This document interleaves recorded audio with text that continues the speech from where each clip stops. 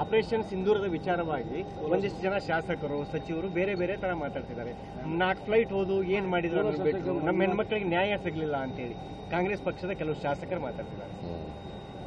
Operation ಸಿಂಧೂರದ ಬಗ್ಗೆನೇ ಮಾತಾಡ್ತಿದ್ದಾರೆ. ಈಗ ಅವರವರ ಅಭಿಪ್ರಾಯಗಳನ್ನು ಅವರು ವ್ಯಕ್ತ ಮಾಡಿದ್ದಾರೆ. ಕಾಂಗ್ರೆಸ್ಸಿನ ಕೆಲವರು ಶಾಸಕರು ಅವರ ಅಭಿಪ್ರಾಯಗಳನ್ನು ವ್ಯಕ್ತ ಮಾಡಿದ್ದಾರೆ. ಬಿಜೆಪಿಯವರು ಕೂಡ ಕೆಲವು ಶಾಸಕರು ವ್ಯಕ್ತ ಮಾಡಿದ್ದಾರೆ. ಆಮೇಲೆ ಆರ್ಮಿ ಆಫೀಸರ್ಸು ಕೂಡ ಅವರ ಅಭಿಪ್ರಾಯಗಳನ್ನು ವ್ಯಕ್ತ ಮಾಡಿದ್ದಾರೆ. ನರೇಂದ್ರ ಮೋದಿಯವರು ಆಮೇಲೆ ಜೈಶಂಕರ್ ವಿದೇಶಾಂಗ ಸಚಿವರು ಅವರು ಎಲ್ಲ ಕೂಡ ಅಭಿಪ್ರಾಯಗಳನ್ನು ವ್ಯಕ್ತ ಮಾಡಿದ್ದಾರೆ. ನಮಗೆ ಟ್ರಂಪ್ ಏನು ಹೇಳಿದ್ರು, ಡೊನಾಲ್ಡ್ ಟ್ರಂಪ್ ಅಮೆರಿಕದ ಪ್ರೆಸಿಡೆಂಟು, ಅವರು ಆಮೇಲೆ ನಿನ್ನೆ ಬೇರೆ ಥರ ಹೇಳಿದ್ದಾರೆ. ಮೊನ್ನೆ ಈಗ 3 ದಿನದಲ್ಲಿ 12ನೇ ತಾರೀಕು ಹೇಳಿದ್ದು ಬೇರೆ ಸ್ಟೇಟ್ಮೆಂಟು. ಯಾವ ಸ್ಟೇಟ್ಮೆಂಟ್ ನಂಬ್ಕೋಬೇಕು ಅನ್ನೋದೇ ಗೊತ್ತಾಗ್ತಾ ಇಲ್ಲ. ನನ್ನ ಪ್ರಕಾರ ನರೇಂದ್ರ ಮೋದಿಯವರು ಅಲ್ಲ, ಇವರು ಟ್ರಂಪ್ ಹೇಳಿರೋದು, ಮೊದಲು ಹೇಳಿದ್ದು ಕರೆಕ್ಟ್ ಆಗಿರೋ ಸ್ಟೇಟ್ಮೆಂಟು ಅಂತ ಅನಿಸುತ್ತೆ. That is what I feel.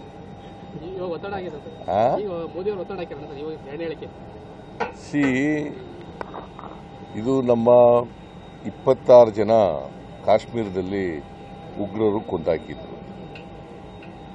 ಅದಾದ ಮೇಲೆ ಅವ್ರಿಗೆ ಉಗ್ರರಿಗೆ ಸಹಾಯ ಮಾಡ್ತಾ ಇರೋರು ಯಾರು, ನೆಲೆ ಕೊಟ್ಟಿರೋರು ಯಾರು? ಪಾಕಿಸ್ತಾನದವರು. ನನ್ನ ಪ್ರಕಾರ ಪಾಕಿಸ್ತಾನದವರಿಗೆ ಇದು ಒಂದು ಅವಕಾಶ ಸಿಕ್ಕಿತ್ತು. ಈ ಅವಕಾಶನ ಉಪಯೋಗಿಸ್ಕೊಂಡು ಅವರಿಗೆ ಇನ್ನೂ ಹೆಚ್ಚಿನ ರೀತಿಯಲ್ಲಿ ಉಗ್ರರಿಗೆ ಮತ್ತೆ ಅವರು ಪಾಕಿಸ್ತಾನದವರು ಮತ್ತೆ ಸಹಾಯ ಮಾಡಬಾರ್ದು, ಅವರಿಗೆ ಸಹಕಾರ ಕೊಡಬಾರ್ದು, ಉಗ್ರರ ನಾಶ ಮಾಡ್ತಕ್ಕಂಥ ಕೆಲಸವನ್ನು ಮಾಡಬೇಕಿತ್ತು ಅಂತ. ನೀವು ಯುದ್ಧಕ್ಕೆ ಸೂಕ್ತ ಸಮಯ ಅಲ್ಲ ಮಾಡಿದ್ರೆ ಬಿಜೆಪಿಯವರು, ಯುದ್ಧಕ್ಕೆ ಸೂಕ್ತ ಸಮಯ ಅಲ್ಲ ನಾನು ಹೇಳಿದ್ದು. ನೋಡಪ್ಪ, ಹಿಂಗೆ ನೀವು ಕೇಳ್ದಿಲ್ಲ. ಈಗ ಯುದ್ಧ ಮಾಡಬೇಕಾಗುತ್ತಾ ಅಂತ ಕೇಳಿದ್ರು. ನಾನು ಹೇಳಿದೆ ಯುದ್ಧದ ಅಗತ್ಯ ಇಲ್ಲ, ಅನಿವಾರ್ಯ ಆದರೆ ಯುದ್ಧ ಮಾಡಬಹುದು, ಅದನ್ನು ಬಿಟ್ಬಿಟ್ರು. ಅನಿವಾರ್ಯ ಆದರೆ ಅನ್ನೋದು ಬಿಟ್ಬಿಟ್ರು. ಇದನ್ನ ಮಾಡ್ತಾರ ಇದನ್ನ ಹೇಳಿದ್ರು. ಬೇಡ ಅಂದ್ರು ಅಂತ ಹೇಳ್ತಾರೆ. ನಾನು ಯುದ್ಧ ಮಾಡೋದೇ ಬೇಡ ಅಂತ ಹೇಳಲಿಲ್ಲ. ದೇಶದ ರಕ್ಷಣೆ ಮಾಡಬೇಕಾದ್ರೆ, ನಮ್ಮ ಜನರ ರಕ್ಷಣೆ ಮಾಡಬೇಕಾದ್ರೆ, ಸಾರ್ವಭೌಮತ್ವ ಉಳಿಸ್ಕೋಬೇಕಾದ್ರೆ ನಮ್ಮ ಮೇಲೆ ಕಾಲು ಕೆರ್ಕೊಂಡು ಬಂದವ್ರ ಮೇಲೆ ನಾವು ಸುಮ್ಮನೆ ಇರೋಕ್ಕಾಗಲ್ಲ.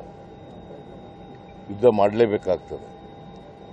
ನಮ್ಮ ಸಾರ್ವಭೌಮತ್ವವನ್ನು ಉಳಿಸ್ಕೋಬೇಕಾಗ್ತದೆ, ನಮ್ಮ ಒಗ್ಗಟ್ಟನ್ನು ಉಳಿಸ್ಕೋಬೇಕಾಗ್ತದೆ. ಇವತ್ತು ಒಂದು ಈ ಪಾಕಿಸ್ತಾನ ಮೇಲೆ ನಮ್ಮ ಭಾರತ ಏನು ಮಾಡ್ತು, ಅವರ ಪ್ರತಿರೋಧ ವ್ಯಕ್ತ ಮಾಡ್ತು, ಎಲ್ಲ ಇಡೀ